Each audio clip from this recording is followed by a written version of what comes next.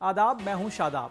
हरियाणा में कांग्रेस की चोट का इलाज बिना रफू मुमकिन नहीं है और बीजेपी को कश्मीरियत का सबक पढ़ना होगा। ये दो बातें हरियाणा और जम्मू कश्मीर चुनाव नतीजों के आगे की कहानी है, जिस पर हम भी आगे चर्चा करेंगे। लेकिन एक सवाल ये है कि हरियाणा में हार, जम्मू कश्मीर में गठबंधन की सरकार, कांग्रेस के लिए चुनाव का कुल जमा हासिल क्या यही है? शायद नहीं, क्योंकि एक जगह हार और दूसरी जगह सरकार बनाने के बीच कांग्रेस की प्लानिंग और लीडरशिप की जो परतें उधड़ी हैं, उन्हें रफू किए बगैर आगे के चुनाव जीतना मुश्किल है। बीजेपी के लिए भी कुछ जगहों से अच्छे संकेत नहीं मिले हैं, इसलिए बम्पर जीत वाले नैरेटिव से निकल बीजेपी को उन पर गंभीरता से सोचना होगा। पहले कांग्रेस की बात कर लेते हैं। पहली दिक्कत स्टेट लीडरशिप की है। राजस्थान और मध्य प्रदेश की तरह हरियाणा में भी कांग्रेस की जीत स्टेट पॉलिटिक्स की नंबर 1 और 2 की लड़ाई में फिसल गई। हरियाणा में 20 से 21% दलित वोटर हैं। कुमारी शैलजा हरियाणा में कांग्रेस की सबसे बड़ा जो कह सकते हैं कि दलित चेहरा है, लेकिन वो चुनाव प्रचार से लगभग 13 दिनों तक गायब रही। हुड्डा परिवार के प्रति नाराजगी जाहिर करती रही। दलित वोटर के बीच मैसेज गया कि उनकी नेता का कांग्रेस में अपमान हो रहा है। बीजेपी ने भी इसे हवा दिया। पीएम मोदी हरियाणा में दलित जाट हिंसा के पुराने जख्मों को कुरेदते दिखे, गोहाना मिर्चपुर कांड की याद दिलाते रहे, लेकिन कांग्रेस की तरफ से शैलजा कुमारी के जरिए दलित वोटर को पार्टी के साथ बनाए रखने की ईमानदार कोशिश नहीं दिखी। नतीजा क्या हुआ? जो दलित वोटर लोकसभा चुनाव में कांग्रेस से जुड़ा, वो 3 महीने में ही छिटक गया। कांग्रेस में संगठन लेवल पर भी रफू की जरूरत है। हरियाणा चुनाव से 2 महीने पहले पार्टियों ने संगठन का विस्तार किया, लेकिन कांग्रेस 10 सालों से हरियाणा में ना तो नया संगठन बना पाई और ना ही इसे लेकर गंभीर दिखी। गुटबाजी तो चुनाव में साफ साफ दिख ही रहा था। ऐसे में अगर संगठन बनाने पर फोकस किया होता तो ये नौबत नहीं आती।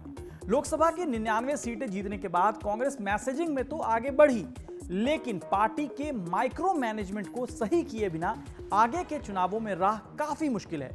तीसरी दिक्कत पारंपरिक वोटों की है। कांग्रेस जाट नेता और जाट वोट पर फोकस दिखी। पूरा चुनाव भूपेंद्र सिंह हुड्डा के इर्द गिर्द लड़ा गया। बम्पर जीत की हवा बनी। जनता में मैसेज गया कि अब की बार जाटों की सरकार, जिससे गैर जाट डिफोकस हो गए। बीजेपी ने इसी का फायदा उठाया।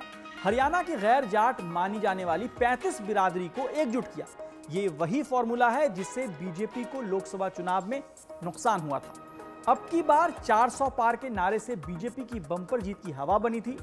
इंडिया अलायंस ने बम्पर जीत से संविधान बदलने का डर दिखाकर दलित ओबीसी को एकजुट कर लोकसभा चुनाव की तस्वीर बदल दी।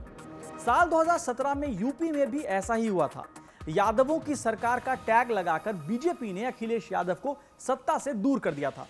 हरियाणा में कांग्रेस के साथ कुछ ऐसा ही हुआ। पारंपरिक जाट वोट की पॉलिटिक्स बैकफायर कर गई। कांग्रेस को यूपी में लोकसभा चुनाव में मिली जीत से सबक लेना चाहिए था। उसे पारंपरिक वोटों के दम पर नहीं, बल्कि समाजवादी पार्टी गठबंधन के जरिए यादव, मुस्लिम और दलितों का भी साथ मिला था। रफू की चौथी जरूरत टिकट बंटवारे की पूरी प्रोसेस में है। हरियाणा में बीजेपी और कांग्रेस को लगभग बराबर, मतलब 39% वोट मिले हैं, लेकिन बीजेपी को 48 और कांग्रेस को 37 सीटें मिली हैं। 11 सीटों का फासला है। इसकी बड़ी वजह सही जगह पर सही उम्मीदवार ना उतारना। बागियों ने भी बहुत नुकसान किया है कांग्रेस को। कांग्रेस से टिकट ना मिलने से गुस्साए नेताओं ने बगावत का रास्ता अपना लिया। अपनी ही पार्टी के उम्मीदवारों के खिलाफ निर्दलीय उतर गए। गांव, अंबाला कैंट और बहादुरगढ़ विधानसभा सीटों पर बागी निर्दलीय उम्मीदवारों की वजह से कांग्रेस तीसरे नंबर पर रही। पानीपत ग्रामीण जैसे और भी कई सीटें हैं। बीजेपी ने हरियाणा में 25 सीटों पर अपने उम्मीदवार बदल दिए। इनमें 16 की जीत हुई, लेकिन कांग्रेस ने अपने किसी विधायक का टिकट नहीं काटा। सवाल है क्यों? कांग्रेस ने 1 साल पहले राजस्थान विधानसभा चुनाव से सबक क्यों नहीं लिया? यहां भी बीजेपी से 2% वोट कम था, लेकिन 45 सीटों का फासला था। यहां भी बागी कांग्रेस पर भारी पड़ रहे थे। अब सवाल उठेगा कि अरे इतना गलत कैसे हो गई कांग्रेस? जम्मू कश्मीर में तो सरकार बना रही है। बिल्कुल, नेशनल कॉन्फ्रेंस के साथ मिलकर सरकार बना रही है, लेकिन यह कांग्रेस से ज्यादा नेशनल कॉन्फ्रेंस की जीत है। कांग्रेस 10 साल पहले 2014 के चुनाव में 18% वोटों के साथ जम्मू कश्मीर में 12 सीट कांग्रेस ने जीता था, लेकिन अब की बार 6% वोट घट गए। 12% वोटों के साथ 6 सीट पर कांग्रेस सिमट गई। ये हाल तब है जब राहुल गांधी ने कश्मीर में भारत जोड़ो यात्रा पार्ट 1 का अंत वहीं से किया था। लोकसभा चुनाव में इसी जम्मू कश्मीर से करीब 20% वोट मिले थे।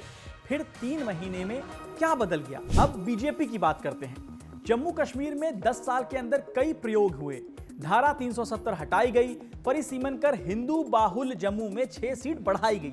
पहली बार 9 एसटी रिजर्व सीट थी। इन सब के बावजूद जम्मू में 4 सीटों का फायदा हुआ, जबकि जम्मू में कुल सीट 37 से बढ़कर 43 हो गई थी। यानी हिंदू बाहुल क्षेत्र में स्ट्राइक रेट में बहुत ज्यादा फर्क नहीं पड़ा। जम्मू की नौशेरा सीट से जम्मू कश्मीर बीजेपी के अध्यक्ष और हिंदू ब्रांड चेहरा रविंद्र रैना भी चुनाव हार गए।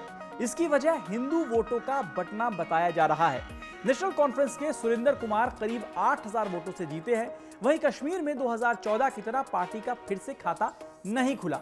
अगर बीजेपी ने 5 सालों में घाटी में वादों के मुताबिक विकास किया होता, वादे के मुताबिक पहले ही पूर्ण राज्य का दर्जा दिया होता, तो शायद कश्मीर से भी कुछ अच्छी खबर मिल सकती थी। बीजेपी को सोचना होगा कि किसी दूसरी पार्टियों से गठजोड़ किए बिना, कश्मीर में एक भी सीट जीते बिना जम्मू के बल पर सरकार बनाने का सपना क्या पूरा हो सकता है? अभी के हालात देखने से तो ऐसा नहीं लगता है। अब बीजेपी को कश्मीर की कश्मीरियत को समझना होगा, तब ही शायद जनाधार बढ़ सके। तो बाकी खबरों के लिए देखते रहिए द क्विंट और क्विंट हिंदी।